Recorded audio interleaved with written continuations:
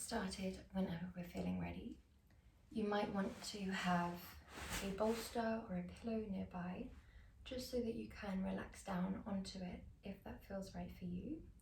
We can do all of these poses without a bolster or a pillow. So our first movement is just guiding the legs out in front. Maybe guiding your pillow or bolster on top. Just going to wrap the arms around as if you're giving it a nice big hug, and then relax your head. Now you might find that we can't quite reach the bolster, which is absolutely fine. You might feel more comfortable propping it upright and long, wrapping your arms around this way instead. If we're going without a bolster or pillow, then we can forward fold like so. However we choose comfortable, allow yourself to begin to relax down through the muscles, through the target area, which is all the way up the backs of the legs, through the pelvis and up through the back body.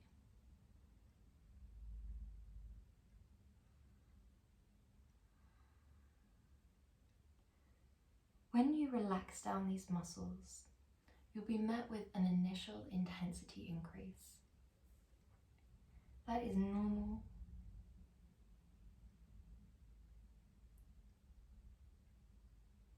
And we should find that for as long as we remain physically relaxed, for as long as we don't begin to resist the pose,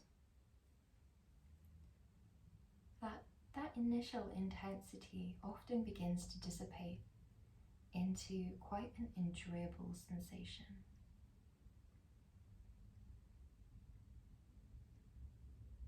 Whereas each present moment at the start of your practice might be filled with intensity, the sensations might grab your attention. We often find that as the pose progresses and as the practice progresses, the sensations become much gentler, even though physically we've melted deeper. That physical deepening doesn't have to be that your upper body is folding forwards onto your lower body, although it absolutely can be. It can be a physical deepening into the essence of yin, the act of physically surrendering, melting heavy through the muscles. We don't have to have any visible movement. It's never about the aesthetic of the pose. It's all to do with how the pose feels to you when you're in it.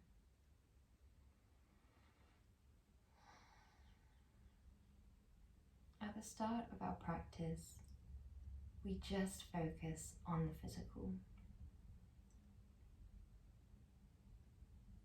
We start off with just this simple awareness of where we can melt down. We allow our attention just to be with melting down in the areas that we're targeting.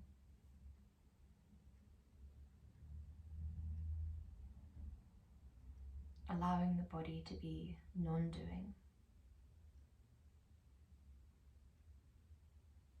When you're feeling ready, as slowly as you can, we're going to make our way upright into a comfortable seated position. We're coming into our next pose. We're going to draw the knees wide and the soles of the feet come together for your seated butterfly. Now, from here, we have a few options with the hands. Option 1 is drawing the hands over the tops of the toes. Option 2 is just splaying the hands out in front. And then option 3 usually requires a little bit more spaciousness between your pelvis and your feet, where we thread the arms underneath. So you could do just the wrists underneath, just allowing a little subtle pull forwards, or you could thread all the way under to the elbows, maybe even the upper arms, depends on your body and we begin to melt down. Now, you might feel a bit more comfortable with that upright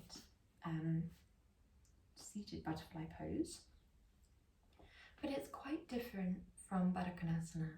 We're not thinking about a completely upright spine. We're not thinking about lifting pelvic floor or core. We're not thinking about the shoulders being back and down. We just allow ourselves to fall into it in a way that feels really natural and effortless. Being upright in yin looks very different to being upright in yang poses. In yin, it simply means that we're not actively hinging from the hips and falling forwards. We're just allowing ourselves to relax heavy.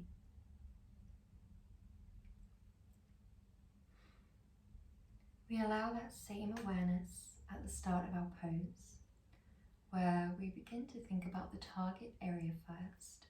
So the inner pelvis, the inner thighs, the outer pelvis and outer thighs, and just focus on those areas beginning to relax down. From there, our awareness begins to travel past those areas. We begin to think about where else we can be soft and heavy, whether we can surrender down through the forehead, through the eyebrows, through the cheeks, through the lips and the tongue, through the back of the neck and the jaw, through the shoulders, through the entirety of the arms, through the chest and the back, through the belly, and through every muscle from the pelvis down to the toes.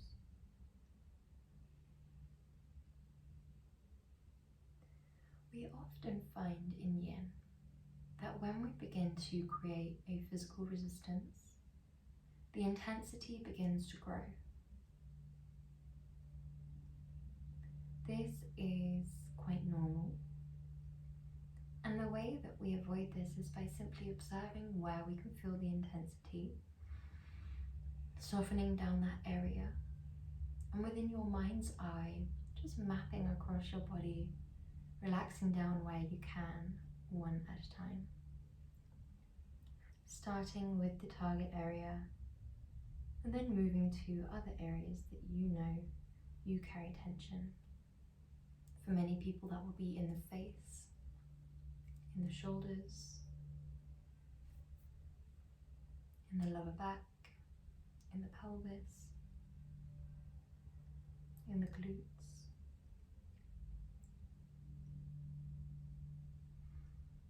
We're just focusing partially in yin on releasing that physical tension from your body.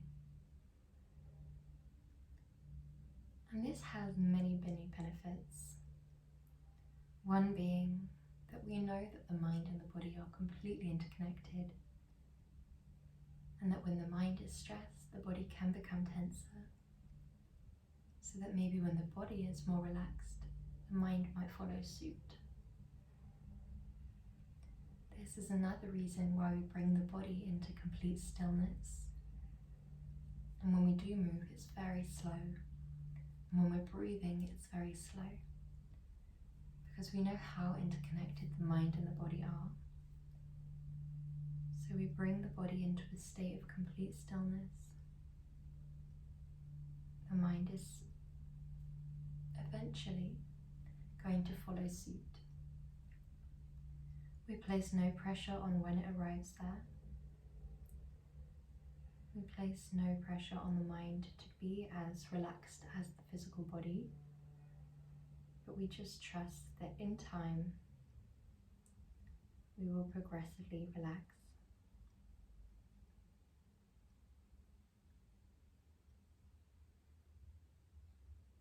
Another reason we are here for longer periods of time is because these deep yin tissues that we're targeting in our poses respond really well to these long still holds. We're not working with the flexibility of the muscles, but we're thinking more about the range of motion of the joints, density of the bones, elasticity, strength and length of the ligaments and tendons. All of these deeper tissues are thought to enjoy longer holds, where we work with the weight of the body and gravity. We work around our skeleton, therefore each pose will look different from person to person, rather than our body trying to fit a certain aesthetic of the pose. When you're feeling ready, we're going to scoop our legs lovely and close together, and then we're going to walk ourselves into what we know as a counterpose. So just moving your bolster nearby, but we don't need it just yet. We're going to draw our feet as wide as the mat and our knees fall together. From here you can draw your arms down by your side, relax everything heavy. We're just going to rest here for around 30 seconds.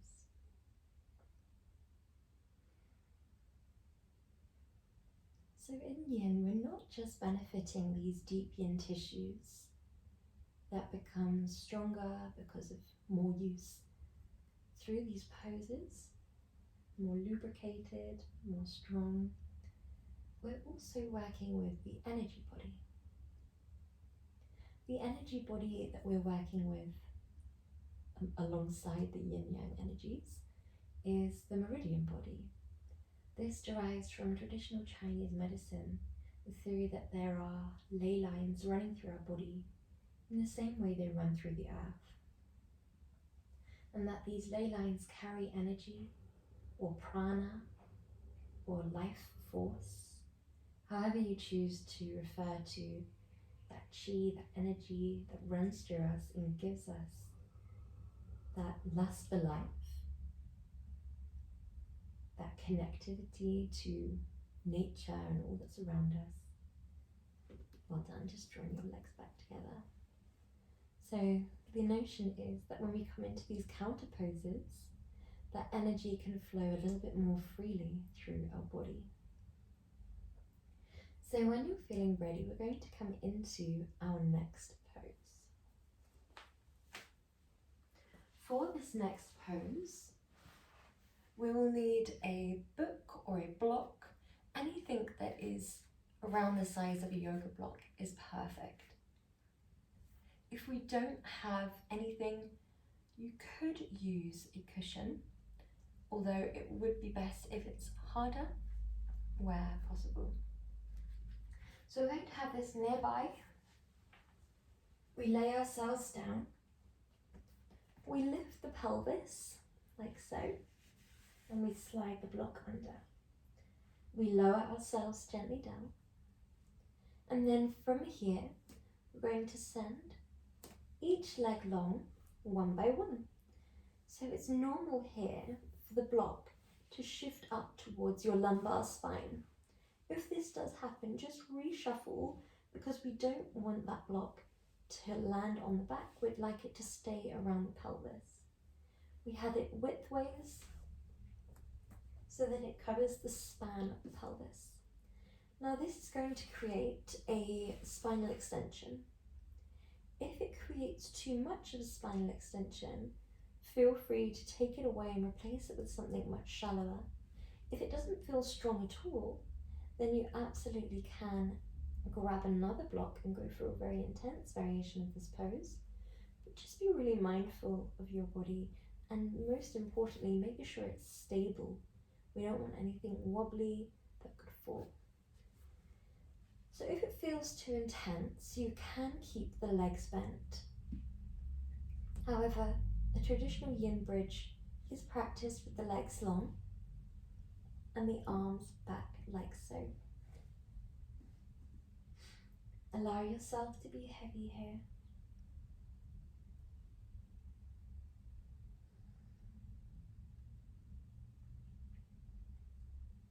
When we work with the meridian body, it's thought that we don't have to do anything at all. The meridian body, or the energy body, is incredibly intuitive, very powerful. And by simply releasing tensions that may block that natural flow of energy from the physical body, and by doing movements like so that create a compression, in this one through the lumbar spine, or a stretch and stimulation, in this case through the front of the pelvis and tummy, through the armpit and chest. Therefore, we begin to naturally encourage that flow of energy when we come into our counterpose. When we have a natural flow of energy, free from blockages, free from stagnancy, it's thought that it simply feels like an overall sense of well-being. When you feel really connected to the world around you, to other people, to love, and that when we feel that disconnect, or when we feel excess or lack of certain emotions, that it can sometimes be due to this blockages or lack of flow through specific areas of the meridian body. It can of course be many other things as well, but this is one thing that we can control through poses like so. Each meridian line is thought to relate to a different emotion and a different internal organ. For example, in the lumbar spine, this is thought to relate to the urinary bladder meridian and relate to feelings of fear or anxiety. Through the front of the groin and the stomach and the inner thigh, which we target here, is thought to relate to the stomach and relate to feelings of joy and safety and contentment.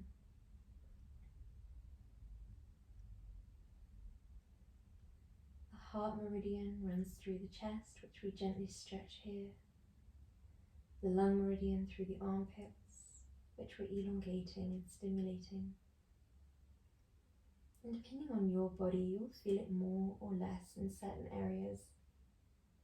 But as this is a gentle back extension, you'll probably feel it most in the lumbar spine. We're here for one more breath before we draw the arms down by our side. We slide the legs into a bend one by one. We press into the heels and slide the block away. And our counterpose here is grabbing a block. And you can do this whilst keeping your back down. You can just roll it with your feet. And relax your legs up onto a bolster, like so. Just allow a heaviness through your body. Allow a slowness in your breath.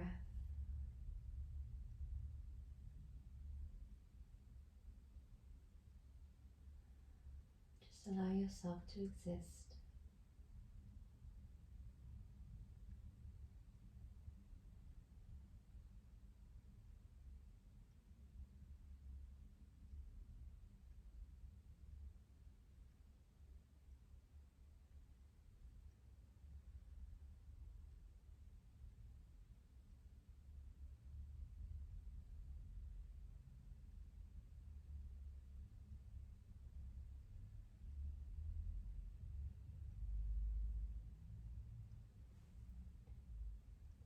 It's normal for the mind to wander. Give yourself permission to not respond.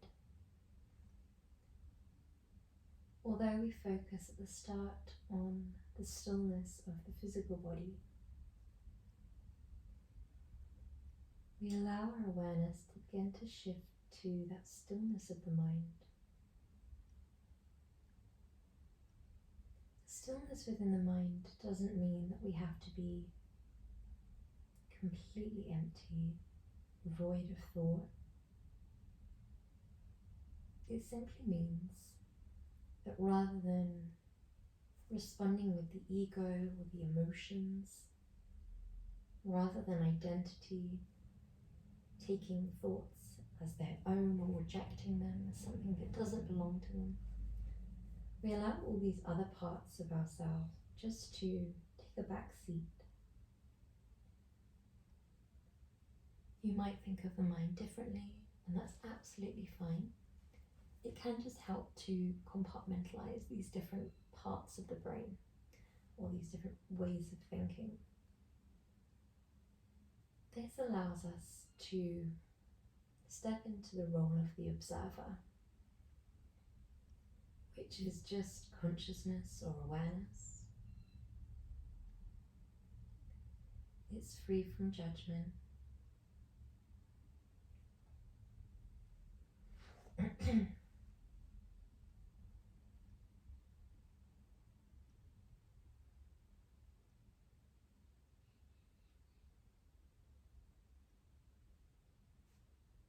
When you're feeling ready, we're slowly moving onto our next movement. So we're just moving that bolster very slightly away, coming into our cat pulling its tail pose. So we send left leg long and right leg comes up towards us. If you feel a little bit sensitive today, maybe we just take twisted roots pose. However, if you're feeling comfortable to take the body that little bit further and extend your right leg long and take that right leg all the way over to the left side of the room, then bend your left leg deeply and take it into your right hand. And relax your body if that feels right for you. Now this is a very intense pose. If it feels way too much, just re-extend that left leg long and draw your right leg into twisted root instead. That way we can monitor really carefully how deeply we twist, and we don't have that extra intensity through the stomach and spleen meridian or through the urinary bladder meridian, because there's less of an arcing of the back. We do still target the gallbladder meridian through the side body, which relates to feelings of release and letting go. We still target the liver and kidney meridians, which relate to feelings of forgiveness and strength.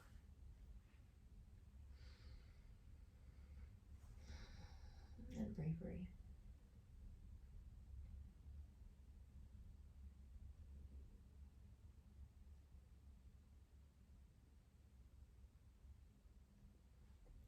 Allow yourself just to remain still physically,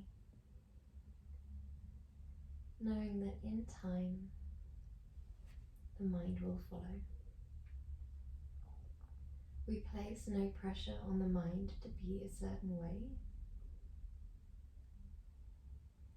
We simply allow it to be non-doing. This means we don't have to feel relaxed. We don't have to feel happy. We place no pressure on ourselves to feel zen, for the mind to be completely blank and meditative. But we do give ourselves permission to not react or respond. In day-to-day life, we're constantly having to give our opinion,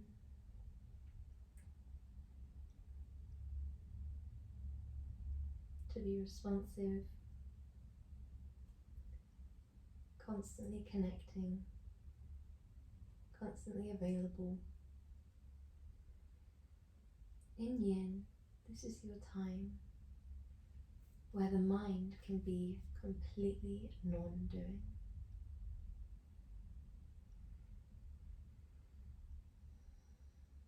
The mind can slowly enter into that meditative state where it is only awareness, where it can experience thoughts, but it doesn't interact with those thoughts.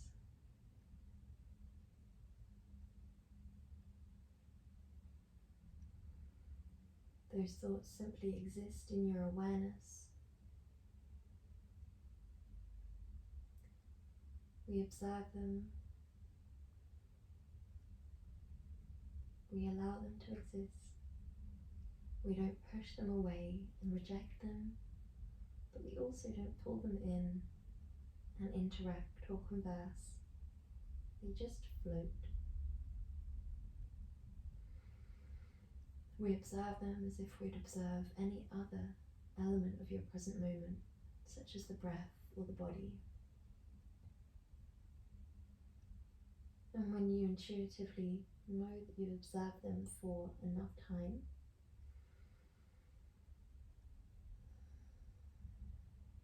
we allow our awareness to travel towards another element of the present, such as the breath, or such as the body, the sensations, where you can feel it, where you're melted down and heavy. We observe if we can feel the breath within the body. When you're ready, we bend that right leg and as slowly as you can, make your way back through center and flatten the back down. Now allow yourself to come back to that first counterpose that we came to, where the feet were wide and the knees fell together.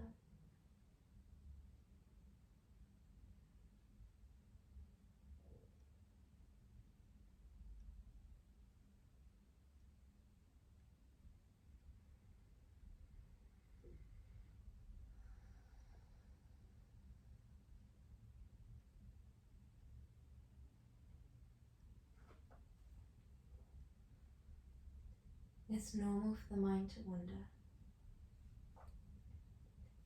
It's simply doing what we've trained it to do in everyday life for years. So we never become frustrated at the mind.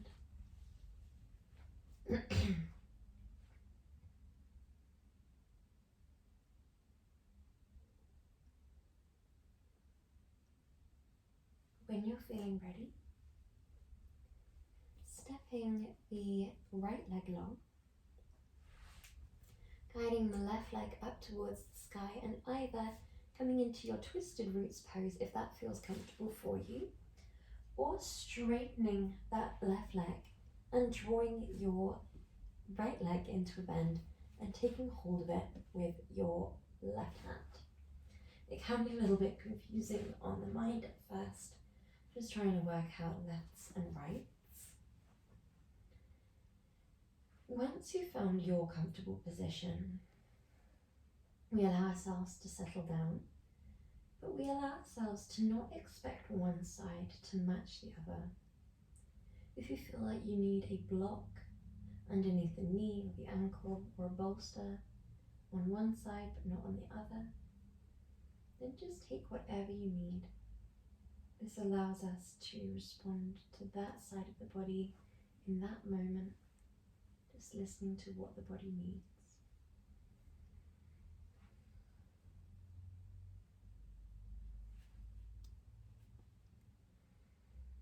If it feels a little bit out of reach to hold that hand, you can absolutely use a belt.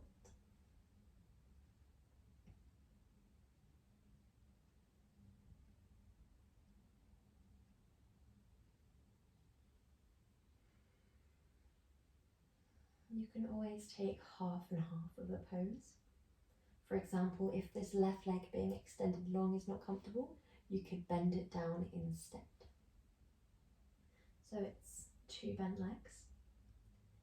If you don't feel comfortable with that right leg bent, then you could extend it long.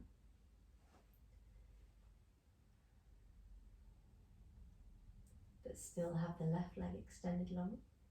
So there are always tweaks that we can make to the pose to make it work around our body.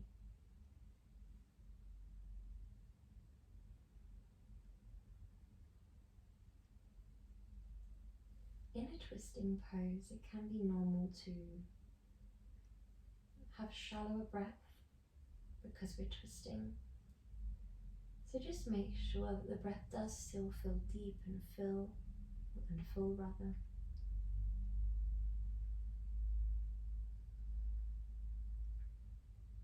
In yin, we're taking the body and the breath the things that we can control, and using them to bring calm to the mind and the nervous system. So we keep that stillness in the physical body. We keep a fullness and a slowness within our breath, just allowing it to be natural and flowing.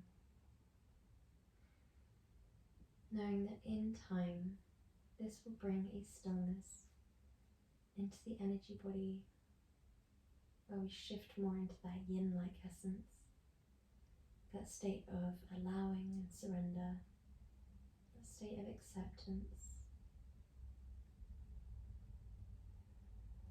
where we release away control.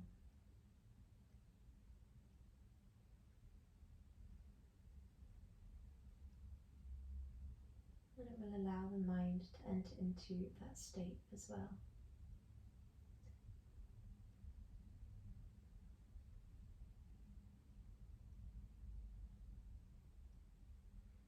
Where thoughts can arise, we simply accept them.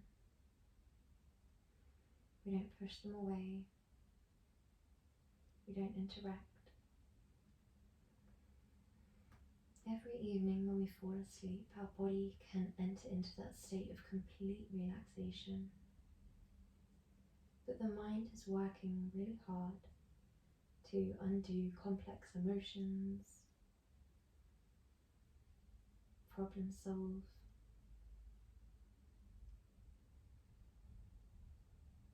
It's taking the past and the future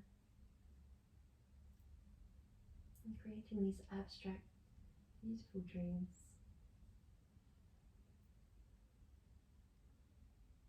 And whilst certain parts of ourselves can rest at night time, a lot of the brain is working very hard. So entering into these meditative type states through practices such as yin can be really beneficial for the brain.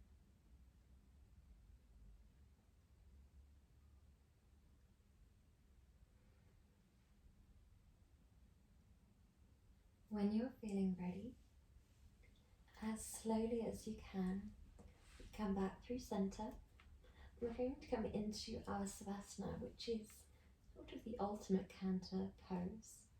So we send our legs long, send your arms long, so that all of the meridian body is elongated and open. You can grab a blanket here, or you can get into bed if that feels right for you. Just allowing yourself to be really heavy and really held by the base beneath you.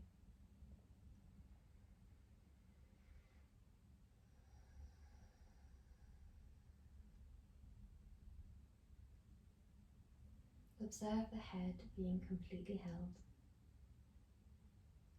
Observe the weightlessness through the neck and the shoulders.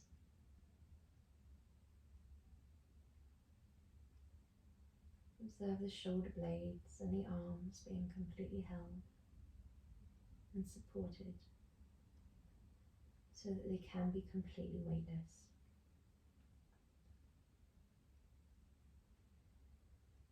Observe the weightlessness of the back.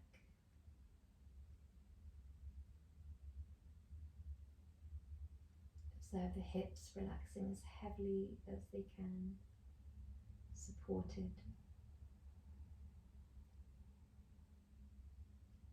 The legs heavily relax.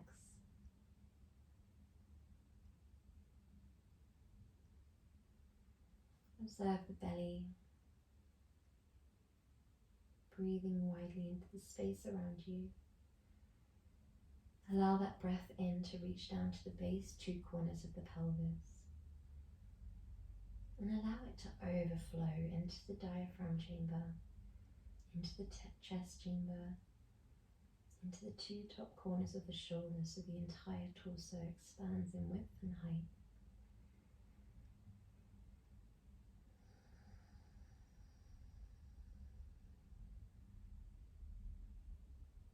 Allow your breath in and out to be through the nose.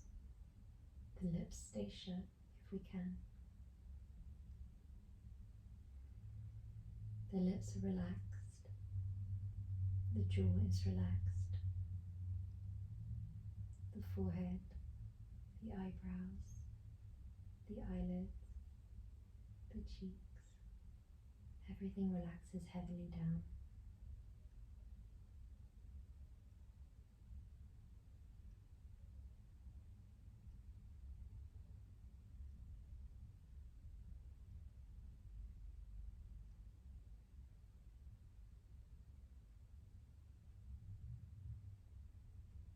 The moment we feel tension occur in the body, in the face or shoulders or pelvis, we allow softness to flow through us like a wave.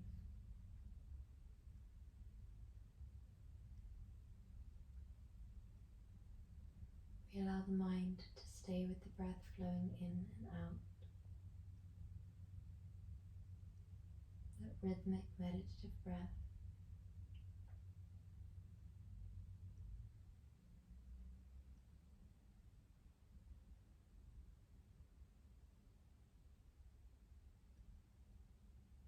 When the body is so relaxed, we might begin to feel these very subtle energy movements,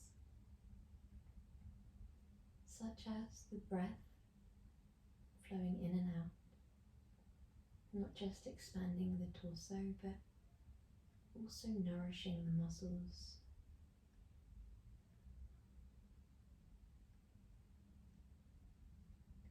Such as the blood flow, not just that strong beat within the heart or the chest, but that pulsating all the way through our body, such as the pulsing you feel in your hands or your feet.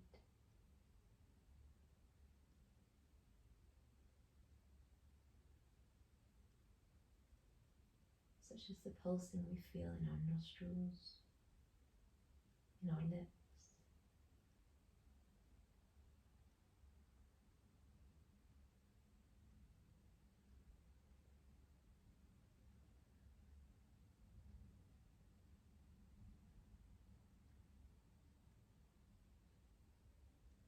Such as the meridian body flowing freely after the poses that you've done today.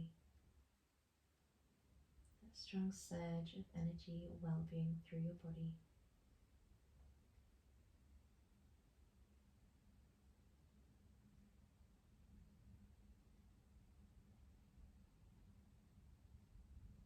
Each time the mind begins to wander,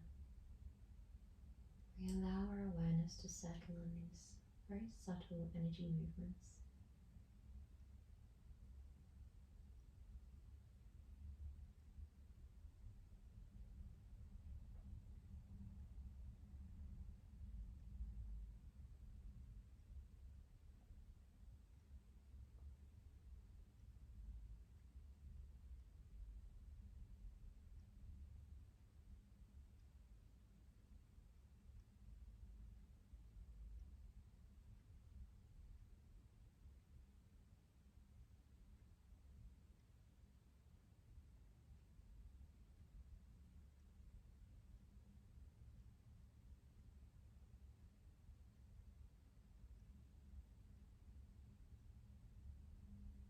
It's normal for the mind to wander.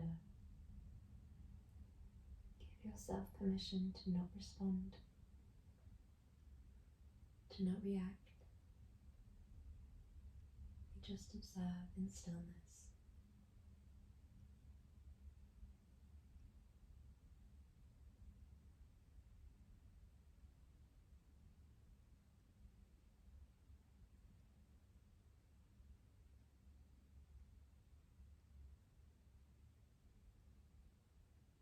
We're here for one more breath.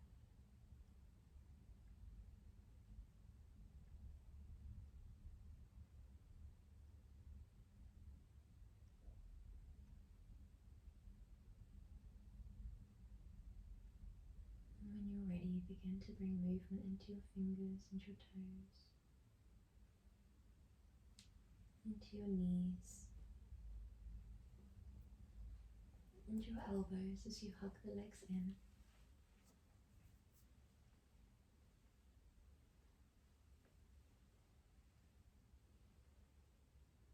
Then roll onto one side, making your way up into a comfortable upright position. Namaste.